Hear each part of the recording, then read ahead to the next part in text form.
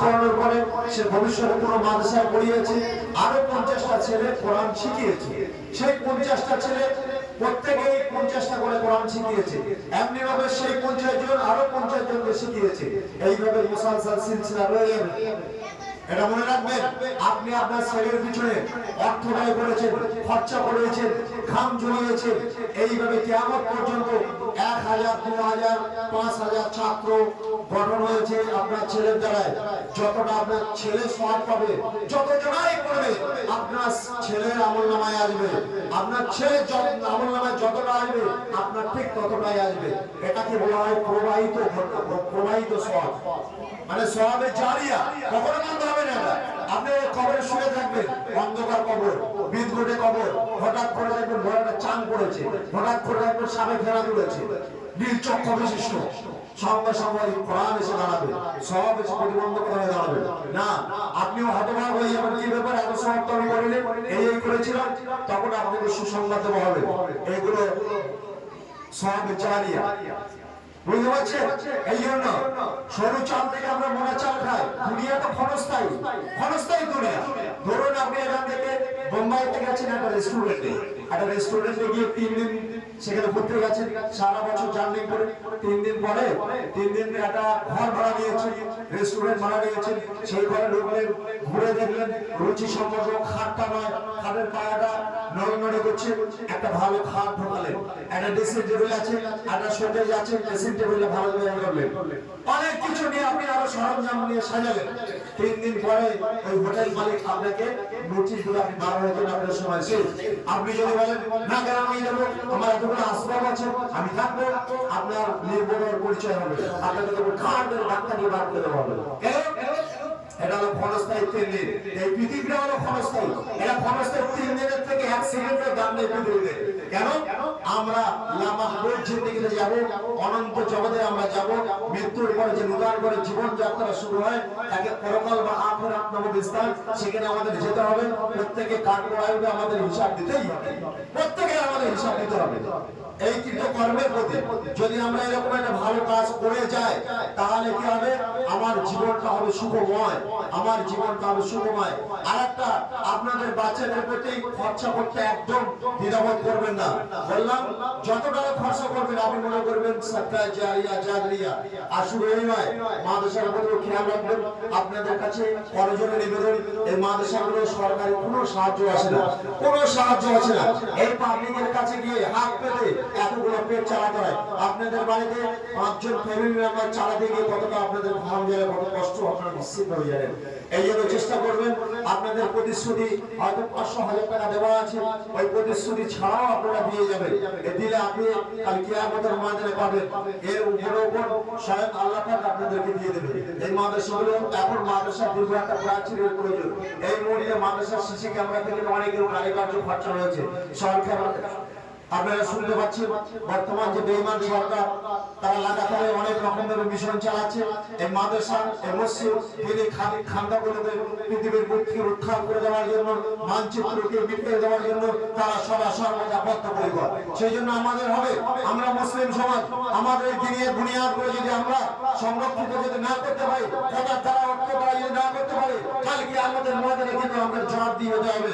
কেন? এই দিনকে পৌঁছানোর জন্য সাহাবায়ে কেরাম তার বিবিকে বিধবা করেছে, বাচ্চাকে এতিম করেছে, এই দিনকে আনেওয়ালা উম্মতের কাছে পৌঁছানোর জন্য। আর এই দিনকে নিয়ে যদি আমরা অবহেলা করি, কালকে আমাদের ময়দানে আমাদেরকে বুঝে নেবে।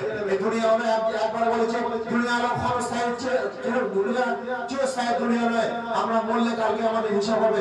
এটা একদম ছোট্ট মাত্র দুনিয়া, একটা মাকড়সার জালের মতো। মাকড়সার জালকে আপনি যখন ফুটকার মেরে উড়িয়ে দেবেন, ঠিক তেমনই একটা দুনিয়া, এরকমই একটা ব্যাপার। সেই জন্য আপনারা মাদ্রাসার প্রতি অবহেলা কেন একদম করবেন না। একটা শিক্ষকের তার দৈনন্দিন মেহনত আছে, শিক্ষকদের প্রতি কখনো রুষ্ট চোখে, এমনকি রুষ্ট চোখেও দেখাবেন না, রুষ্ট কথাবার্তা বলবে না, চোখ উঁচু করে কথা বলবে না।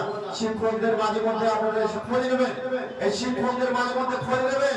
শুধু ছেলের খোঁজ নিলে হবে না, আপনার আত্মীয়র খোঁজ নিলে হবে না, আপনার পাড়া প্রতিবেশী খোঁজ নিলে হবে না। শিক্ষকদের এসে জানতে হবে, বুঝুন আপনার সংসারটা কি কিভাবে চলছে একবার জানবেন, তবে তাদের মনের বেদনাটা বুঝতে পারবেন। তারা এই অল্প টাকা বেতনে তারা পড়ায়, কিন্তু তাদের অনুশোচনা অনুতপ্ত আমাদের এসে যাবে, তাদের অনুভূতি এসে যাবে। মাঝে মধ্যে শিক্ষকদের চাইলে হাদিয়া দেবে। আমরা তো বহু জায়গায় হাদিয়া দিয়ে আসি, হাদিয়া দেওয়ার জায়গা এটা, আপনারা দেবেন এগুলো। আমি মাদ্রাসার এই সমস্ত কর্তৃপক্ষ আছে, জাকারিয়া মাওলানা জাকারিয়া খুব ভালো ছেলে, ইয়াং ম্যান, মাদ্রাসার জন্য সর্বসময় 24 ঘন্টা মাথা দেয়। আর আমাদের হাফেজ সাহেবদের মাদ্রাসার জামা পোশাক হয়ে গেছে, সবসময় ছেলেকে নিয়ে কি করা যায়, কি করা যায়, ছেলেকে নিয়ে কি খেতে দিলে হয়। এই জন্য আপনারা বিশেষ করে আর্থিক দিকটা অবশ্যই আপনারা খেয়াল রাখবেন। পঠ্যক্রমের দিকে কি বলবো, এখানে যা পরিস্থিতি বর্তমান, আমি আশেপাশে যত জায়গা দেখতে আমি বদনাম করছি না। সেই ভোর থেকে নিয়ে ভোর 3টা থেকে নিয়ে 3:30 থেকে শুরু করে নিয়ে আর রাত 10টা পর্যন্ত সদা সর্বদা আমাদের হাফেজ শামসুদ্দিন আছে, আরো কালী সাহেব আছে, সকলে সচেষ্ট। ছেলেরা কিভাবে পুরো গোটা বছরটা একটা টাইম এক সেকেন্ডে যাবে লস না হয়। আমাদের সেক্রেটারি সাহেব সেও একটা অভিভাবক দিয়ে রেখেছে যে শিক্ষকরা যাদের মধ্যে ভালো কম্পিটিশন করে ভালো পড়াতে পারবে, তৈরি করতে পারবে, সেই শিক্ষককেও প্রাইজ দেওয়া হবে। যে ছাত্র বছরে ভালো রেজাল্ট বার করতে পারবে তাকে পুরস্কৃত করা হবে। যে ছাত্র সবচেয়ে কম কামাই করবে তাকে পুরস্কৃত করবে। আপনারা দয়া করে খালাতে বোন মামাতে বোন এর বিয়ে তার বিয়ে নিয়ে যাবেন না। আমাদের শিক্ষকরা আমাদের বেলায় এবং আমাদের শিক্ষকদের জীবনে ইতিহাস আছে। বাবা মারা গেছে, চিঠি গেছে, আসেনি, এ মারা গেছে, তার মারা গেছে, লাখ বছরে দেখছে বাবা মারা গেছে, দাদি মারা গেছে, মা মারা গেছে। একদম অজুহাত নয়, একান্ত বাবা মা ছাড়া আর যত বিয়ে শাদী হোক না কেন কোনো বাহানায় ছুটি নিয়ে যাবেন না। ছুটি নিয়ে আপনার বাচ্চার এডুকেশন নষ্ট হবে, তাই হবে। একটা বাচ্চা 2 দিন বাড়িতে হবে, সে বাড়ি থেকে এসে আরো 2 দিন নষ্ট হয়ে যায়। সময়ের দিকে মূল্য দেন। আজকের বর্তমান ইংলিশ মিডিয়ামগুলো তার মূল্য দিচ্ছে। সকাল 7টার সময় পৌঁছাতে হবে, তো 7টার সময় পৌঁছায়, 7:05 যাই হয় সঙ্গে সঙ্গে কর্তৃপক্ষ বলে আপনার টাইমের কোনো জ্ঞান নেই, 50 টাকা ফাইন দিয়ে আপনি ঢুকুন। আমরা ভয়ে যথেষ্ট হই, সেই দিকে লক্ষ্য করে আমরা 7টার আগে পৌঁছে যাই। তবে মাদ্রাসাগুলো এত অবহেলা কেন বলুন? মাদ্রাসাগুলো এত অবহেলা কেন? যত পশ্চিমবাংলার বুকে কেন পৃথিবীতে যত ক্যাবিনেট আছে, যত মন্ত্রী আছে, যত এমএলএ এমপি আছে, যত উকিল আছে, ব্যারিস্টার আছে, সবাই ঢাকায় সার্টিফিকেট নিয়ে আছে, সবাই ঢাকায় সার্টিফিকেট। দেখছেন না পরিস্থিতি? প্রচুর ভালো সার্টিফিকেট। একজনের 500 নাম্বার পেয়েছে, আর একজনের 550 নাম্বার পেয়েছে। 550 নাম্বার পেয়েছে, সে তো আসলে চাকরি পাওয়ার যোগ্য, কিন্তু গরিব মানুষ তার কলেজের প্রফেসরকে ঘুষ দিতে পারেনি। তাই যে 500 নাম্বার পেয়েছে তার ছেলে কলেজের প্রফেসরের ছেলে ঘুষ দিয়েছে, চাকরি পেয়ে গেছে। কিন্তু ওই গরিবের ছেলে যার যোগ্যতা ছিল সে চাকরি পায়নি। সারা জীবন মাথার গান পায়ে ধরে তার বাবা 5 কাঠা জমি ছিল সেটাও বিক্রি করে দিয়েছে। দেওয়ার পরে যোগ্যতা অর্জনের পরে চাকরি পেল না। বেইমান কে করেছে? একটা শিক্ষকের কলেজের প্রফেসর, সে বেইমানি করেছে। তাকে বেইমানি করলো একটা শিক্ষার্থী ছেলেদের। সেই ছেলেটা কি করে জানেন? অবশ্যই নিজের মাঠে ঘাটে হাঁটতেই পারে না, মদ্যপান করে। সে কি করে? মনের দুঃখে আত্মহত্যার পথ বেছে নেয়, সুসাইড অ্যাটেম্প করে। আর নইলে সে বন্ধুদের সামনে, পরিবারের সামনে, দেশের সামনে, পাড়ার সামনে মুখে হাসি রেখা টেনে চলে, ভিতরে অব্যক্ত বেদনা সুর থাকে।